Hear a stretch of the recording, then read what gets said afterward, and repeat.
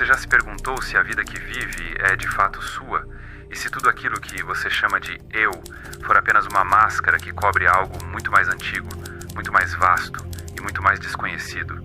E se o sofrimento que você tenta evitar dia após dia for exatamente o que a vida está tentando usar para acordar você? Até você tornar o inconsciente consciente, ele dirigirá sua vida, e você o chamará de destino. Carl Gustav Jung. O que Jung descobriu não é reconfortante, não é uma receita para sucesso, não é motivacional, é real, cruamente real. Ele não queria que você fosse feliz, ele queria que você se tornasse inteiro. E essa é uma diferença brutal, porque ser inteiro significa olhar para aquilo que você passou a vida inteira tentando esconder, inclusive de si mesmo.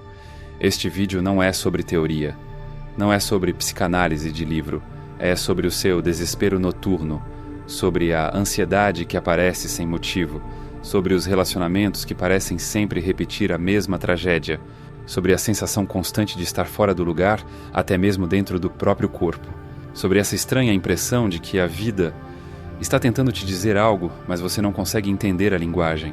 Afinal, o que é a vida? Jung ousou dizer que a vida não é algo que você vive, é algo que vive você.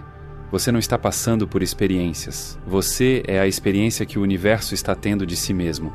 Talvez isso assuste, e deveria, porque depois de compreender isso, você não vai mais conseguir olhar para a sua existência da mesma forma. E talvez, só talvez, seja exatamente por isso que você está aqui. Vamos começar a descida?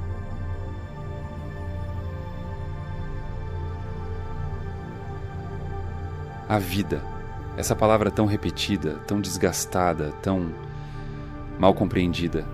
A maioria de nós a trata como um campo de batalha, onde precisamos vencer, conquistar, sobreviver. Mas Jung via outra coisa. Uma coisa silenciosa, precisa, quase aterrorizante. Segundo Jung, a vida é um processo psicológico com um único objetivo: tornar o inconsciente consciente. Tudo, absolutamente tudo o que lhe acontece, desde um amor não correspondido até a dor lancinante de uma perda, tem um propósito interno, um movimento secreto, um sussurro vindo das profundezas da psique que tenta, de algum modo, despertar você. Mas despertar de quê? Do transe, do torpor de viver sem saber quem é. Porque veja, você nasceu inconsciente, e isso não é uma falha, é o ponto de partida. Um recém-nascido sente, mas não sabe, reage, mas não compreende. Está vivo, mas não desperto. A consciência, essa chama tênue e vacilante, só nasce no atrito, na colisão entre o que você deseja e o que a vida lhe impõe. Jung observou empiricamente em milhares de pacientes que a vida segue um roteiro invisível. Um trauma se repete até ser visto. Uma dor insiste até ser ouvida. Uma sombra se projeta no outro até ser reconhecida em si. É como se a vida fosse um espelho cruel, mas justo, refletindo exatamente aquilo que você precisa integrar para deixar de sobreviver e começar a viver verdadeiramente. Imagine um alcoólatra que não entende por que bebe. Para Jung, ele não está apenas fugindo. Ele está tentando, desajeitadamente, anestesiar uma dor inconsciente que grita por ser reconhecida. Ou pense naquela pessoa que vive se sabotando profissionalmente. Talvez ela carregue, enterrado na infância, um complexo de desvalor que precisa emergir. Ou aquela repetição insana de se apaixonar por quem sempre vai embora. Nada é por acaso. Tudo é linguagem do inconsciente tentando furar o verniz do ego. A pergunta não é mais: por que isso está acontecendo comigo? Mas sim, o que a vida está tentando me mostrar através disso. Para Jung, a consciência não é um dado, é uma conquista. E ela tem um preço. A dor de encarar o que você escondeu, o que foi reprimido, o que foi enterrado nos porões da alma. Ele próprio viveu isso com brutalidade. Durante o período do Livro Vermelho, Jung mergulhou em estados psíquicos que flertavam com a loucura. Teve visões, falou com entidades internas, desenhou mandalas obsessivamente. E o mais assustador, ele não fugiu. Ele aceitou o convite do abismo e descobriu que, no fundo, havia sentido. A vida então deixou de ser uma sequência de eventos aleatórios. Tornou-se um teatro sagrado onde o inconsciente encena suas dores e desejos na esperança de que, um dia, você acorde no meio da peça e perceba: espera, isso tudo tem um padrão. Jung dizia: sua visão se tornará clara somente quando você puder olhar para dentro de seu coração. Quem olha para fora, sonha. Quem olha para dentro, desperta. Você vive sonhando com o futuro, com o sucesso, com um amor ideal. Mas talvez seja a hora de parar, respirar e perguntar: o que em mim ainda dorme? Porque enquanto você continuar ignorando as forças que vivem dentro de você, elas continuarão dirigindo sua vida, sob o nome de destino. A vida não quer que você seja feliz, ela quer que você desperte. E isso, meu amigo, é um processo brutalmente belo.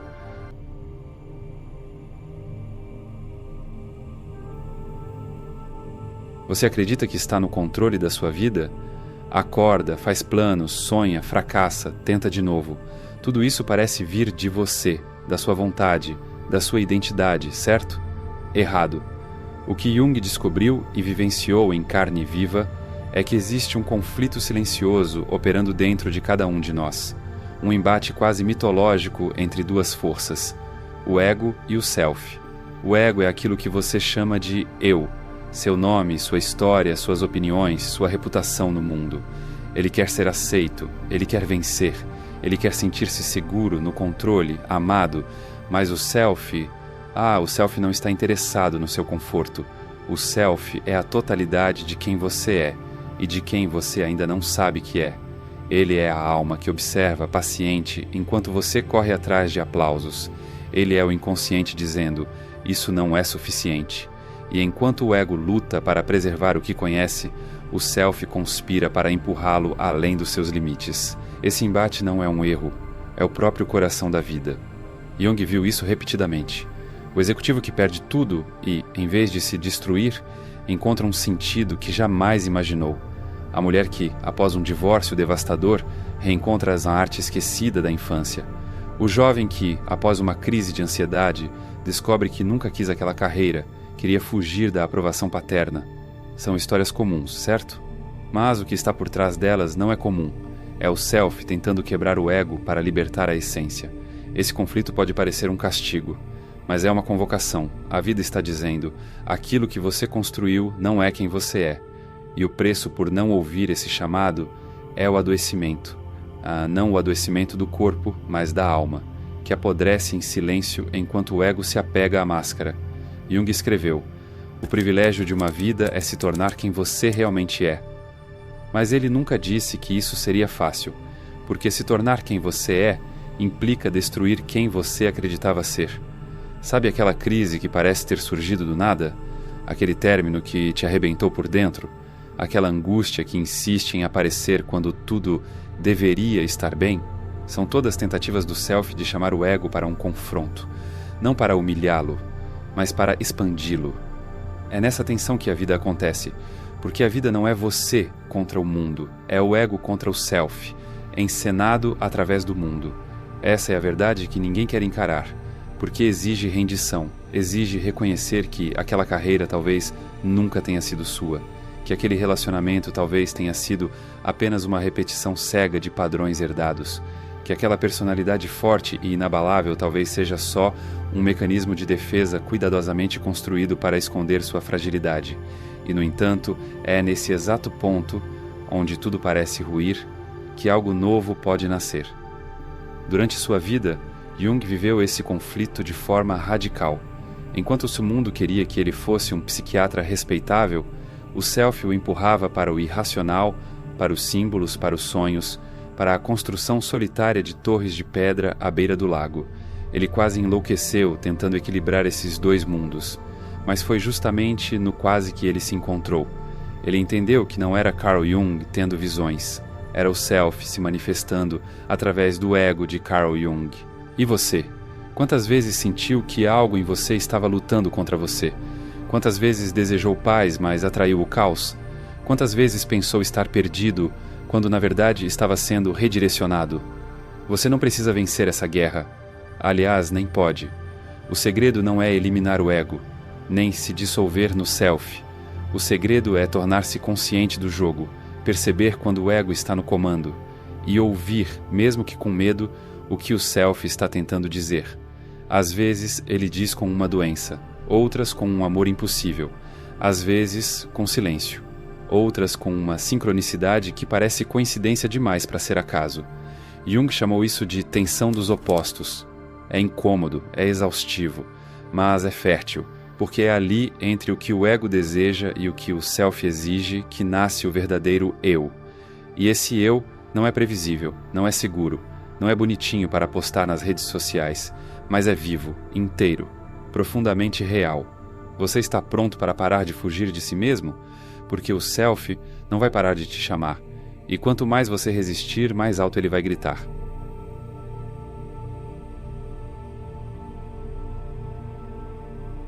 Você já teve aquela sensação de que há algo maior do que você conduzindo os acontecimentos, mesmo quando tudo parece dar errado? Como se existisse uma inteligência sutil por trás das coincidências, das dores e até dos fracassos mais absurdos. Carl Jung não achava isso estranho. Ele achava isso inevitável. A maior ilusão que o ego cria e defende com unhas e dentes é a de que você está no comando da sua vida. Mas e se não estiver? E se tudo aquilo que você chama de livre-arbítrio for apenas a superfície? E se a verdade for mais radical e também mais libertadora? Jung chegou a essa conclusão. Você não está vivendo a vida está vivendo você. Você não é o sujeito que experimenta o mundo. Você é a experiência que a própria vida está tendo de si mesma, através da sua forma, da sua história, da sua dor. Assustador? Sim, mas também incrivelmente reconfortante, porque significa que você nunca esteve realmente sozinho. Mesmo nos momentos em que tudo parecia desabar, alguém estava ali, a própria vida em movimento. Veja, cada emoção que te rasga, cada pessoa que te abandona, cada fracasso que te humilha, tudo isso é parte de um processo muito mais profundo. A consciência se fazendo consciente de si mesma. E você é o canal, o palco, o ator e o público desse espetáculo. Jung via isso nos sonhos de seus pacientes, via nos sintomas, nos padrões que se repetiam como peças de um quebra-cabeça cósmico. Nada era por acaso.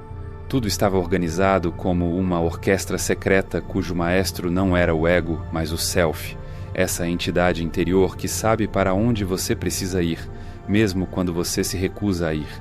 Ele escreveu: o encontro com si mesmo significa, primeiramente, o encontro com a própria sombra. A sombra é um beco estreito, uma porta de dor. E é exatamente isso. A vida, ao viver você, não se preocupa com sua zona de conforto. Ela vai te empurrar, ou te arrebentar, até que você encare o que precisa ser visto. Você já se perguntou por que sempre atrai o mesmo tipo de pessoa? Por que tem as mesmas discussões, os mesmos conflitos, os mesmos finais? Jung chamaria isso de repetição simbólica.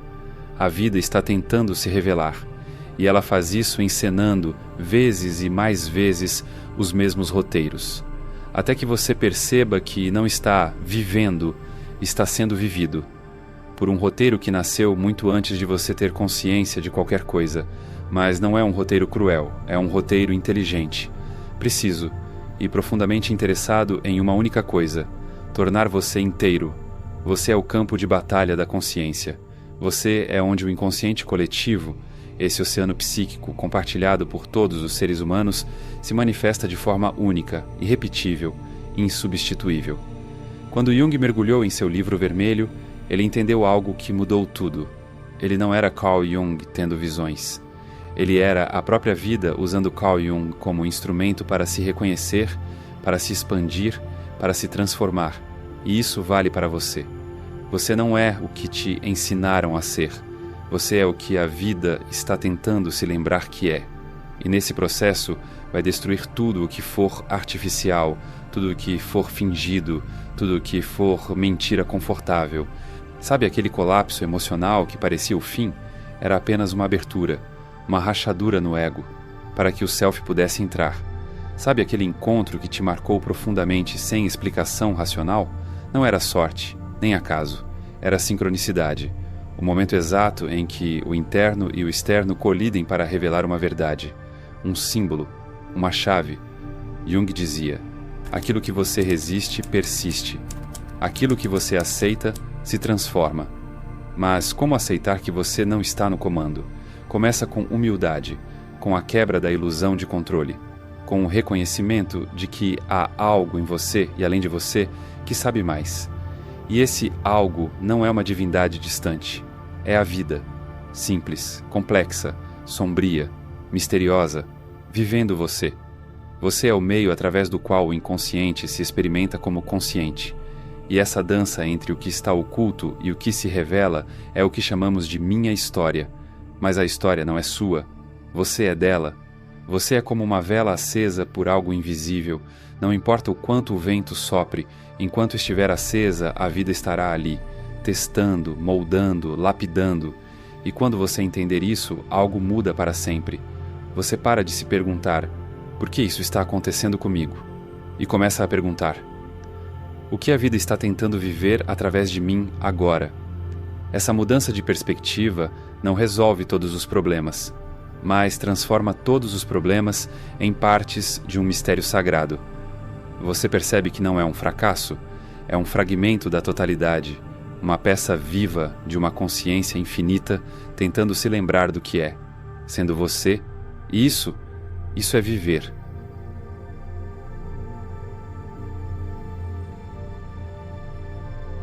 Você já reparou como algumas situações se repetem na sua vida com quase o mesmo roteiro? A mesma dor, o mesmo tipo de pessoa, o mesmo desfecho, como se o universo tivesse um gosto estranho por reprises emocionais? Carl Jung não via isso como azar. Para ele, essas repetições eram mensagens, símbolos vivos, tentativas desesperadas do inconsciente de ser visto. A vida é simbólica, mas o ego é literal. O ego olha para um abandono e vê só dor. O self olha para o mesmo abandono e enxerga um espelho. Um convite para se encontrar com uma parte sua que foi esquecida. Veja, o trauma que você tenta esquecer, o sonho que te persegue, aquele relacionamento que te esgota, mas do qual você não consegue sair, nada disso é aleatório. Nada disso é apenas um erro. É linguagem. É o inconsciente batendo na porta da sua consciência, com tapas, se necessário, dizendo: olhe para mim. Jung afirmava que o sintoma é o símbolo de algo que quer nascer. A depressão, a ansiedade, a compulsão, o medo, todos esses monstros da modernidade são, na verdade, mensageiros primitivos, tentando apontar para algo que o ego ainda não suportou encarar. Você não está doente, você está grávido de uma verdade, mas o parto é doloroso. E os sonhos... os sonhos, você já parou para escutá-los de verdade? Para Jung, o sonho não é ruído da mente, é linguagem da alma.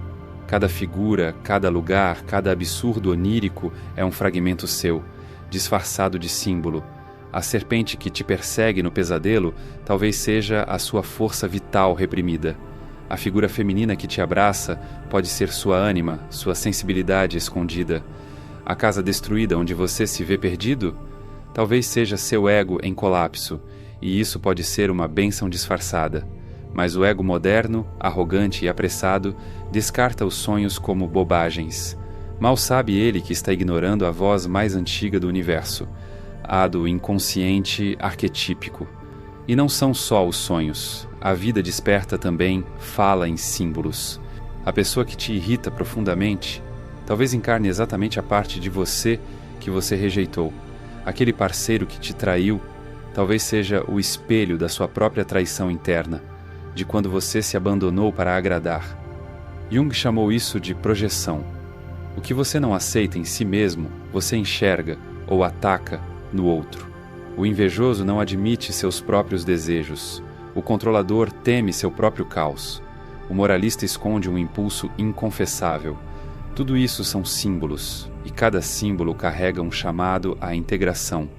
Você se fragmentou para sobreviver, cortou partes de si para caber no molde, criou uma persona, educada, funcional, apresentável, mas o que ficou de fora dessa máscara virou sombra, e a sombra, rejeitada, começou a se projetar no mundo.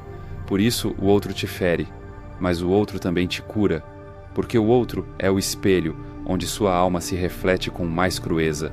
Você não sofre por acaso. Você sofre porque está em processo. Cada dor traz em si um símbolo esperando ser decifrado. E quando você começa a decifrar, a vida muda. O trauma deixa de ser só ferida, passa a ser linguagem. E como toda linguagem pode ser compreendida e talvez transmutada. Mas atenção, compreender não é justificar. Não se trata de romantizar a dor, mas de entender que ela carrega um sentido oculto. A cicatriz não é bela, mas ela conta uma história, e se você tiver coragem de escutá-la, talvez descubra quem você era antes de se esquecer. Jung escreveu: conhecer sua própria escuridão é o melhor método para lidar com a escuridão dos outros. Mas conhecer a própria escuridão exige humildade, exige se ajoelhar diante do símbolo, exige olhar para a própria sombra e dizer: sim, você faz parte de mim. E isso, meu amigo, isso é raro, porque dói, porque destrói imagens, porque acaba com as fantasias de pureza e controle, mas também é libertador, porque só quem integra seus símbolos internos é capaz de parar de projetar monstros no mundo. E quando isso acontece, as relações mudam, a vida muda, o olhar muda. Você para de reagir automaticamente e começa a responder conscientemente. Você para de repetir padrões e começa a criar novos caminhos. Você para de ser vítima do destino e começa a ser cúmplice do mistério. Tudo é símbolo, tudo. Até mesmo esta frase que agora invade sua mente, ela também pode ser um espelho. A pergunta é: você está pronto para enxergar?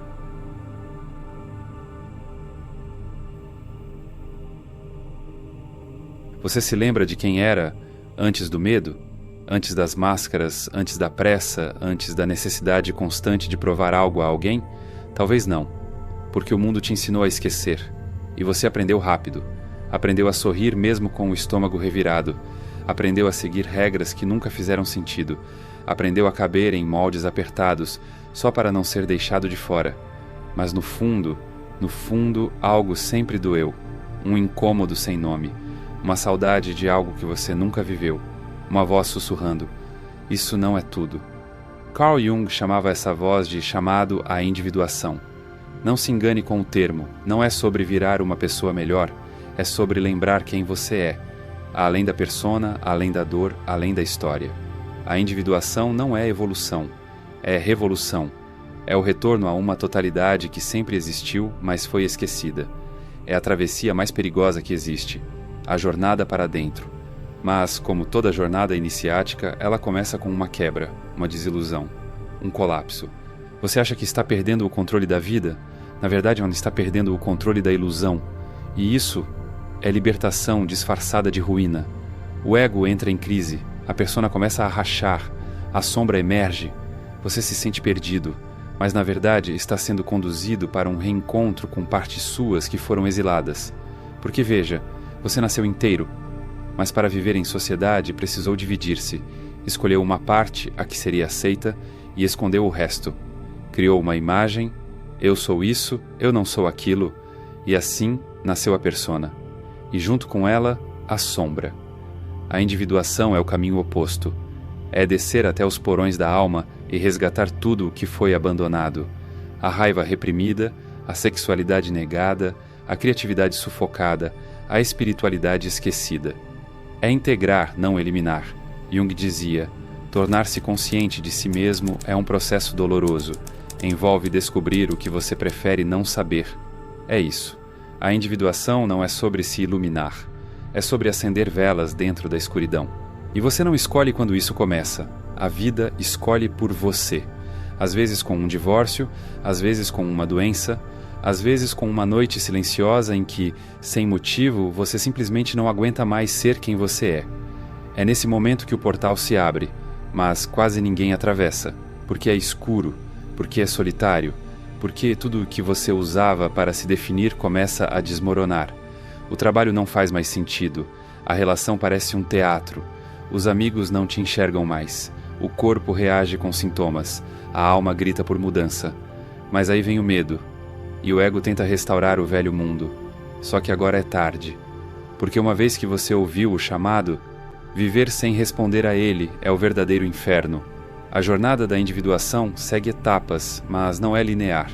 Você encontra a sombra e percebe que ela carrega tesouros. Encontra o ânimos ou a ânima, o feminino ou masculino interno, e começa a projetar nos outros o que precisa encontrar em si. Passa por crises, por visões, por quedas, e se tiver coragem, um dia encontra o self, a centelha interior que une todos os opostos, a parte em você que nunca esteve em guerra, a testemunha silenciosa por trás de tudo. E nesse momento você percebe, nunca se tratou de virar outra pessoa, sempre se tratou de lembrar quem você já era, antes de se dividir para se proteger. O mundo quer que você melhore. A individuação quer que você se aceite. O mundo quer que você vença. O self quer que você se integre. O mundo quer que você se encaixe. A individuação quer que você se expanda até não caber mais em lugar nenhum. E isso assusta, mas liberta. Porque quando você aceita a individuação como destino, tudo começa a fazer sentido. O trauma foi iniciação. O fracasso foi correção de rota. A crise foi chamada. O fim foi só uma mudança de forma.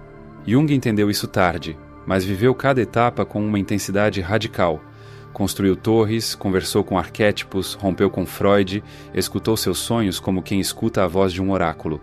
Ele sabia que não estava vivendo uma vida, estava vivendo um mito, o mito de se tornar quem sempre foi. E você? Qual é o seu mito? Qual é a história que o inconsciente está tentando escrever através da sua existência? A individuação é um caminho solitário. Mas não porque você está sozinho, é porque só você pode atravessá-lo. Só você pode olhar para dentro e dizer: eu aceito quem eu sou, inteiro, imperfeito, verdadeiro. E quando isso acontece, o mundo externo pode até permanecer caótico, mas por dentro algo se alinha, algo respira, algo, enfim, volta a ser uno. E isso é a verdadeira liberdade.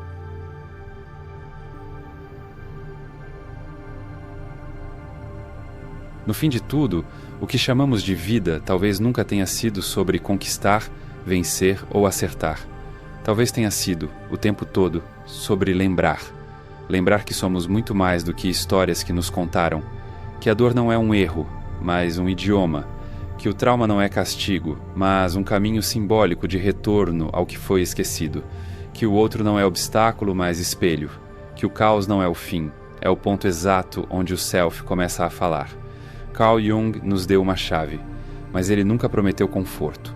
Ele prometeu inteireza, e inteireza não é brilho, é sombra incluída, é angústia compreendida, é ego em silêncio diante da vastidão do que realmente somos. Agora, talvez você entenda. Você nunca esteve vivendo uma vida qualquer. Você estava, e sempre esteve, sendo vivido por algo maior, algo que deseja desesperadamente se tornar consciente, algo que se disfarça de você, para que um dia você se descubra como ele. E então, quando tudo parecer confuso outra vez, quando a dor voltar, quando a dúvida te paralisar, lembre-se, não é o fim. É mais um ciclo do inconsciente tentando se revelar, mais uma chance de se tornar inteiro. Você não precisa entender tudo, só precisa ter coragem de sentir, porque no fundo a vida não é uma explicação, é um chamado. E a pergunta que fica é: você vai atender? Eu me lembro de uma noite, anos atrás, em que sentei no chão do banheiro às 3 da manhã, sentindo um vazio que não cabia no peito. Nada havia acontecido, nenhum drama específico, nenhum rompimento, nenhuma perda. Mas havia um silêncio insuportável, aquela sensação de que algo muito importante estava faltando, e eu nem sabia o quê. Na época pensei que fosse tristeza, depois entendi. Era o self batendo na porta. Era a alma dizendo que eu tinha me perdido de mim. Desde então, eu descobri uma coisa. A vida não grita, ela sussurra. Mas sussurra com símbolos, com repetições, com sonhos estranhos, com dores que voltam, com vídeos como este que você não clicou por acaso. Então, se você chegou até aqui, saiba que eu vejo você. Não como espectador, mas como viajante. Como alguém que, mesmo sem mapa, está aceitando trilhar o caminho de volta para si. E se você sente que está na hora de virar a chave internamente e assumir o controle da própria mente, clica no link da descrição ou do primeiro comentário fixado. Lá você vai entender exatamente como funciona esse processo e por que ele tem feito tanta diferença para quem aplica. Obrigado, não só pela atenção, mas pela presença, pela escuta, pela coragem silenciosa de olhar para dentro, nem que seja só por alguns minutos. E se esse vídeo tocou alguma parte esquecida em você, faça isso por ela. Curta, comente, compartilhe. Não pelo canal, mas por esse símbolo que te chamou.